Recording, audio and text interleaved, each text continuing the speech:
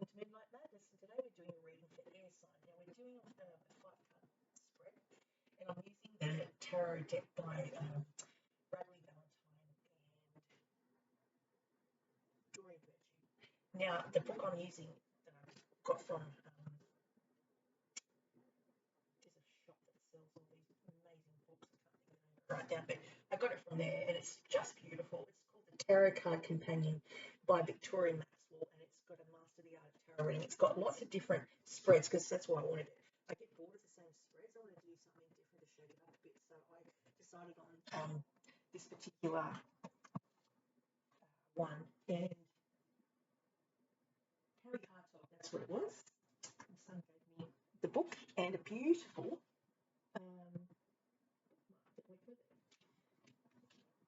yeah, looks like a stained glass door.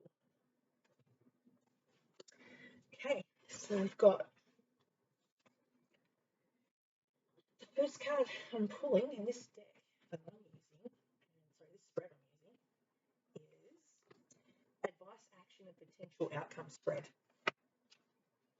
And the first card I've pulled is for air sign, and I've got a feather to represent air, which is thoughts. This person or you, Aquarian, with lots of thoughts. Thoughts become, they can spiral up or they can spiral down. So you've got to be aware of your thoughts, if they are positive or negative, and try to turn the negative into a positive by doing things like outdoors, like for air, breath work, so running, Tai Chi, yoga, things that you can breathe in positive energy, breathe out negative energy, and it'll clear your thoughts and it'll clean your energy, because air is a type of way to clean your aura. So if you are in, this is what I find, if you are around the air and it's a windy day, that'll clean your aura. Same as if you go into the shower, you can wash your negativity off you. That's what I do. Just wash it off under the shower head with a loofah or something and push it out. Okay, now we've got here the amethyst, which helps balance thoughts and emotions, which I've put up here. It says you need to be strong, patient, self-sufficient, and funny. Let go of people or things that no longer serve you. Now is the time to focus on your career. Unmarried or divorced individuals. So it's saying that you may, yes, here's all that ice around it. You may be frozen at the moment, or in the past you've been frozen, and it's saying you need to move forward with purpose and discernment. You're effectively cutting people out of your life, not intentionally, not as a nasty, cutting off people, but just limiting access to you because you have to heal yourself. You may be going through something right now, and it's important for you to spend time on yourself, self-love, self-mastery words as well. Now, you may love to go looking at thrift shops, or you may work for Lifeline, or second-hand shops, and you like to pick up bargains there because you don't see the point in buying something new when you can get it second-hand. And it might be a label, it might be something you just need, and you don't have to pay full price for it, and you're helping someone to stop someone from committing suicide, or the Lifeline that talks to people that are in a situation where they don't feel like they want to be here anymore. The next up is the Prince of Autumn, which is a really good card. And it talks about being dependable, protective, chivalrous, humorous, and the Prince of Pentacles, from my memory, is representative of Capricorn, Virgo, and Taurus nature. You block or challenge.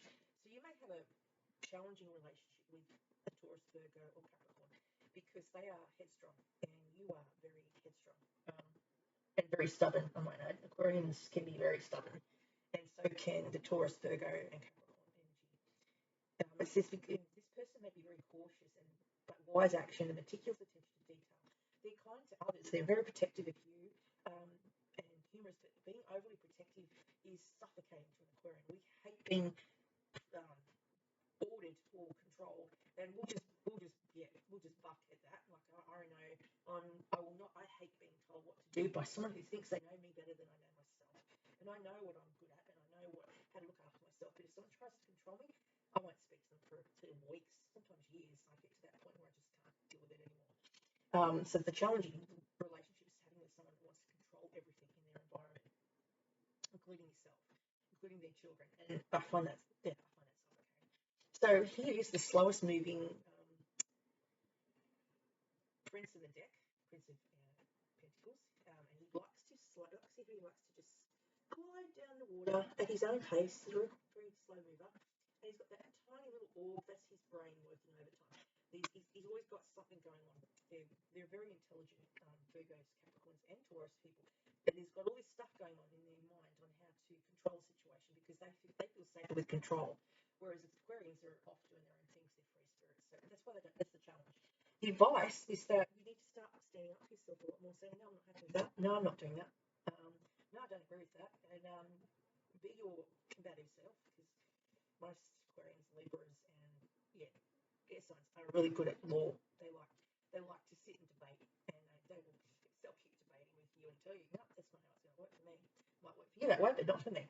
So you do your own thing. It's just in the next 7 days, you will stand up for yourself and courageously stand up for others, and you might even pick it. You may even decide to go and some of there's a lot of the picketing going on right now where people are not happy with the way the world is going or the way their country's going. There's been a lot of people doing mass picketing, standing up and doing parades where they're assertively saying we're not having this.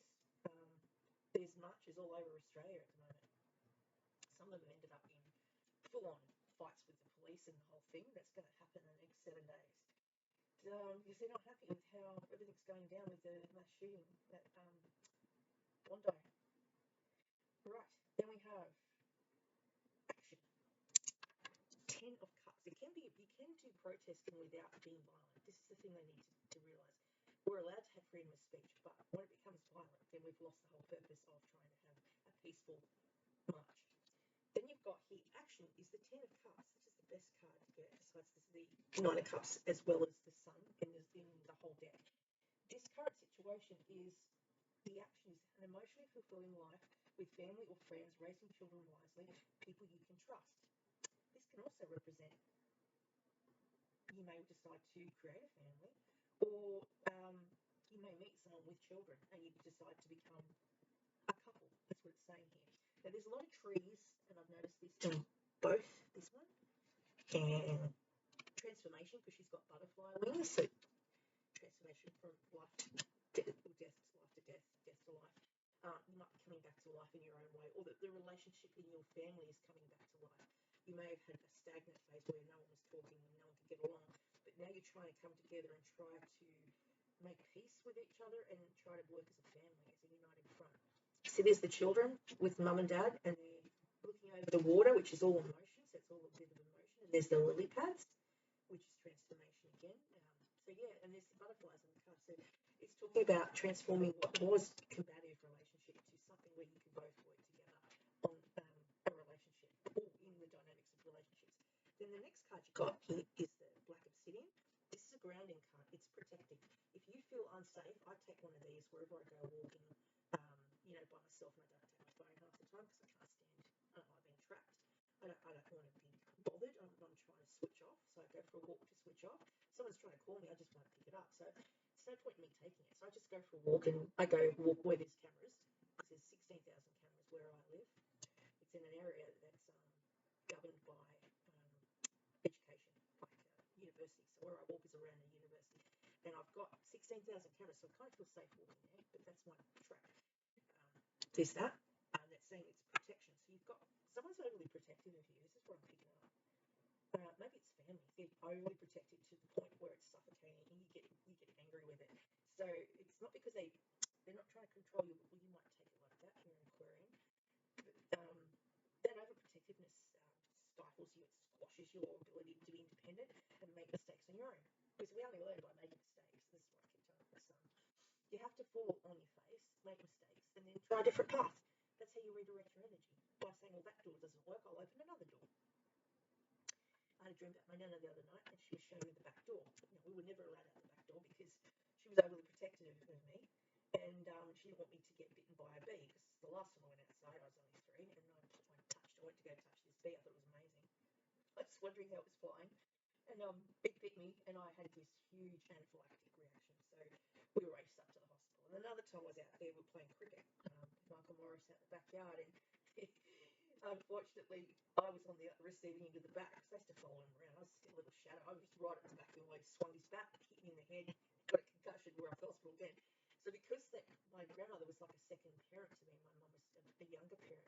she was overly protective of anything happening to me would spell that I was not in a safe environment, you know. So she was, you can't go outside. And I loved going outside. I loved playing with the trees and digging, you know, mud pits under the house and all that sort of stuff. That's what it means by that. Is that I felt like I couldn't get out that door, and I didn't want to be controlled, and that's the earliest memory I've got. Then it's got your creativity. It's saying that the thing that makes you light up is your creativity, whether it's expression through speech, like doing this online process, or if it's drawing or singing or writing poetry. You have to express all that emotion that you've got. And I find when I write poetry, I used to write a lot of poetry, it got all my thoughts out. Now I just journal. I journal a lot about my dreams that I have that are quite intense. And I try to make sense of them, and I date them. And then when things come true, like I have premonitions when I'm asleep. I draw it, I write it down, and then I've got it there to say, oh yeah, that's what I dreamt 3 years ago, and it happened. So it's a case of Gaza Strip, dreamt it 3 years ago, drew it, and I thought it'll make sense later on, and then it did. Then I dated it at that time, and then I went back to it and I showed my son, I said, that's Gaza Strip. And he's like, oh, I can't believe you saw that. So yeah, Rivers of Blood, that's what I saw. 6 of Winter is, so in 10 years' time, your relationship with you and your family is improving, or it has taken 10 years to get to this point where you maybe didn't talk to them for 10 years because you couldn't get along, you had different opinions. The 6 of Winter is to do with travel. So you might be traveling from a cold country, so there's all ice around it, to a hot country. Or alternatively, a hot country to a cold country, because you want to experience the different seasons. You may want to experience like Christmas in July in a cold country, or Christmas in July in a hot country. So it's talking about maybe that's when your travel is in July for air signs here. Positive changes are on their way, a welcome relief from troubled times, traveling or relocating, and that's in the next, when is this, 6 days? No, that's that was good. Yeah, 6 weeks. The next 6 weeks you'll be traveling. Where's that come up to? We're in December, January. So it's early February you might be traveling over here. So, okay. Then you've got here, my crystal I like is aquamarine, which is good luck for travel. I gave one to my son when he went overseas backpacking. And I thought, well, if it gives him luck, then I always packed it in my little rack. What would you call it? It's a pouch. My son bought it for me to put cards in, but I only have a big deck. I haven't got a small deck, so maybe I can get one to fit it. But I put all my crystals in here, and they're safe. And I can take many different colours to attract things like good health. It's bloodstone. Love. It's rose quartz. Tiger's eye, which is fast seeing and protection. I carry, it depends what day I'm having or what I want to attract. I put them in my little pouch and carry it on my person. And if I don't bring it with me, things go wrong. I found that my luck ran out because I didn't take the aquamarine one day when I was going to catch a bus. That day, all the buses were cancelled, and I had no way to get to and from. Could get there, but I couldn't get home because there was a bus strike. So that goes to show you how effective these crystals are. What you believe, what belief you put into an object, a crystal, or your own belief set, like you pray instead of taking crystals or doing tarot readings, is what you attract, what you manifest. You can manifest things by putting out there what you want to attract. If you want kindness, you put kindness out there. And what you attract will come from that. Okay, now the next deck of cards we've got is the Enchanted Map by Colette Baron Reid. Just going to pull 2 cards here.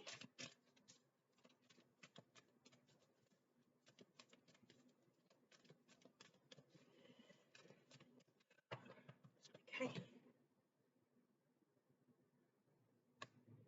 All right. I pulled that last time. I'm going to take something out of the thing. But it might apply. No, I'm going to take another card. I didn't shuffle maybe enough. All right. Well, I got that as well in the last deck. So let's take another card to get a new one. Right. Magic Stream. That's a nice card to pull. Listening. Oh, this is cool. Maybe you need to listen to transformation. It's like music that is for meditation, and it may help you meditate, and it might change systems in your body. If you are depressed, you listen to music, it can change your entire trajectory. So if you listen to sad songs all day, you'll just sit there and cry, and you'll spiral, and you will go spiral in a negative way. But you can spiral down, you can spiral up. If you listen to high beat, happy music like Madonna or pop music, Jonas Brothers, you'll get into a good mood, and you'll want to go out there and go for a walk, go for a run. It's all about what you play is what you attract, or how your mood will change. So the magic stream is 18. I haven't seen this card for a very long time. And it's got abundance, and water is emotion. So again, emotion stirs emotions. All right. Every experience you have seems to have its own life story with a beginning, a middle, and eventually an end. However, there is danger in seeing events as separate from one another, since in fact they are all of a community and a greater evolution. Like an ever-flowing magic stream, your experiences filter through the whole world, one leading into another. This is past, by the way. Inspiration, and invention, and revelations rarely come to just one person. The collective awareness is a shared storehouse of potential. When you remember you're part of the fluid continuity of life, you become a channel for great inspiration. Yeah, so fluid. Water is fluid.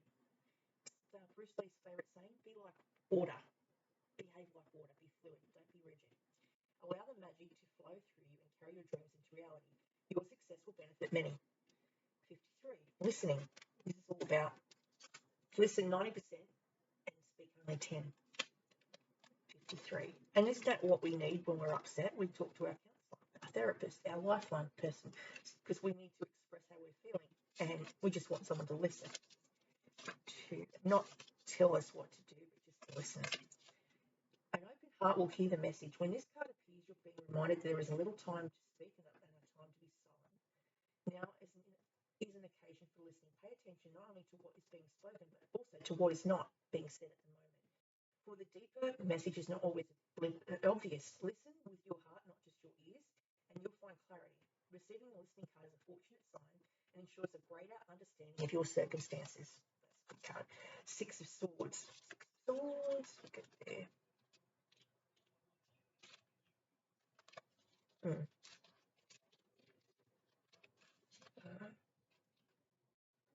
No, that's it. That's all it says. So you just need to listen. That's all I have for you today. I hope that helps anyone for air.